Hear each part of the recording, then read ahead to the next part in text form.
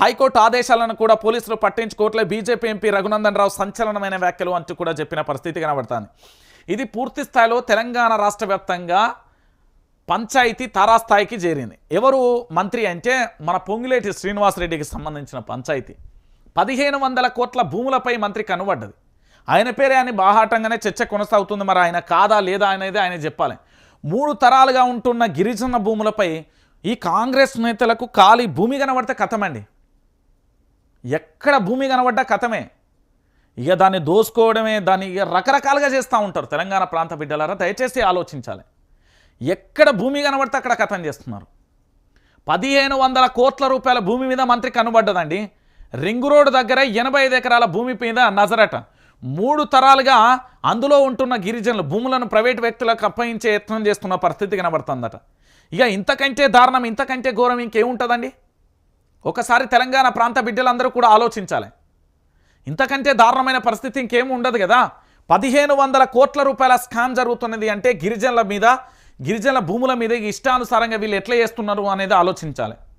Congress party మంత్రులు కనబడితే అది కొండ బండ ఏది లేదు, గుట్ట ఏది లేదు, దాని దోసుక తినుడే తెలుస్తాను.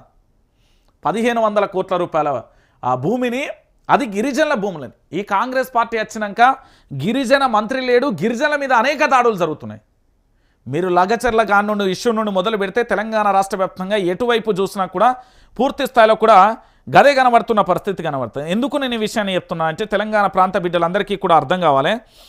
ఇక్కడ పూర్తి స్థాయిలో కూడా జరుగుతున్న అంశానికి సంబంధించి ఇక్కడ పూర్తిగా కూడా ఏంది అంటే దాదాపుగా వెలిమల గ్రామంలో 2000 కోట్ల భూ కుంభకోణానికి సంబంధించి కూడా జరుగుతున్నది.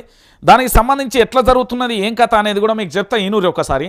ఎందుకంటే తెలంగాణ ప్రాంత బిడ్డలారా, ఇటు సంగారెడ్డి జిల్లా రామచంద్రాపురం మండలం వెలిమల రెవెన్యూ గ్రామంలో సర్వే నెంబర్ 632 నుండి 644 అనగా 12 కొత్త సర్వే నెంబర్లను సృష్టించి 25 నుంచి 26 గుంటల బీళ్ల దాకా భూములను రెవెన్యూ శాఖ అనర్హుల పట్టాదారుల పాస్బుక్లను మంజూరు చేశారు. ఇటు భూమిలోనే కొమ్మారెడ్డి విక్రమ్ కుమార్ రెడ్డి కుటుంబానికి 16 నుంచి 29 గుంటలు, నిత్యానందరెడ్డి కుటుంబానికి 7 నుంచి 17 గుంటలు, అంటే 7 ఎకరాల నుంచి 15 గుంటలు అనుకుంటా, 6 ఎకరాల నుంచి 24 గుంటలు ఇతరుల కేటాయించి మొత్తం 17 ఎకరాల భూమి నాట్ క్లెయిమ్గా ఉన్నది. సో సర్వే నెంబర్ 392 ప్రకారం మరో 23 ఎకరాల వరకు నాట్ క్లెయిమ్గా ఉన్నది. మొత్తం 40 ఎకరాల భూమి మిగిలి ఉన్నది. సో రంగారెడ్డి జిల్లా ఇటు కొడంగల్ ఏది ఇక్కడ మరియు సంగారెడ్డి జిల్లా వెలిమల గ్రామాల సరిహద్దు భూములపై హక్కుల కోసం 40 మంది లంబాడి గిరిజనులు 80 ఎకరాలపై పట్టా కోసం ఆంధ్రప్రదేశ్ హైకోర్టును 1994 ఆశ్రయించారు. ఇది రిట్ పిటిషన్ ఏంది 16/164/72 ఆఫ్ 1994 కేసు నమోదు చేశారు. ఇట్టి కేసు నందు గిరిజనుల దరఖాస్తులకు సంబంధించి పరిగణలోకి తీసుకోవాలని గౌరవ హైకోర్టు ఆదేశించారు. అప్పటి నుంచి 3 తరాలు అంటే 60 సంవత్సరాలు ఇట్టి బిల్లుల దాఖల భూములు సాగు చేసుకుని జీవనం గడిపిస్తున్న లంబాడి గిరిజనుల భూములకు సంబంధించి ఈ పంచాయతీ కొనసాగుతుంది. ఇక దీనికి సంబంధించి పూర్తి స్థాయిలో కూడా ఈ కాంగ్రెస్ పార్టీకి సంబంధించిన మంత్రి కన్నుబడ్డది. కథం ఇక ఆగం చేస్తుడే, దాన్ని ఎట్లా దోసుకుందామా ఎట్లా దాచుకుందామా అనే పరిస్థితి వచ్చిన పరిస్థితి కనబడుతుంది. అంతకు మించి ఇంకేం లేదండి. ఇక దానితో పాటుగా మరో అంశం, అవినీతి ఆపితే గ్యారంటీలు అమలు చేయవచ్చు.